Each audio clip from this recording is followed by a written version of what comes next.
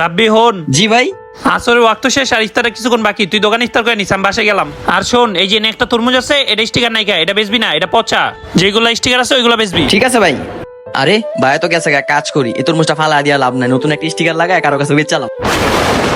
ভাইয়া ভাইয়া ভাই আমাকে বলছে বাসার তরমুজ নিয়ে যেতে। কি আমি তরমুজ নিতে কইছি? আমি তো দোকান থেকে পড়ছি। এক কাজ কর, তুই দোকানে যা, দোকানে গিয়ে তরমুজ নিয়ে আয়। এই লো টাকা দিয়ে দিলাম, তোর তো চিনে না, আমি এই জায়গায় দাঁড়াইছি, তুই এই জায়গায় লয় তরমুজ। ভাই একটা তরমুজ দেন তো। এই তো মুরগি, পচা তরমুজটাই দিয়া দিই। ঠিক আছে, এই নাও তোমার বড় একটা তরমুজ দিলাম, যাও। আচ্ছা ঠিক আছে। ভাইয়া ভাইয়া এই দেখেন। নিয়ে আইসোস দেহি। কিরে এই তরমুজ দিছে তোরে? কেন ভাই কি হয়েছে? কিছু না, আচ্ছা চল আমার লগে।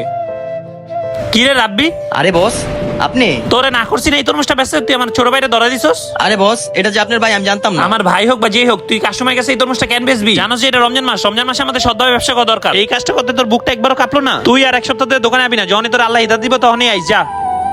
আজকে কে কে রোজা রেখেছেন কমেন্টে দেখতে চাই।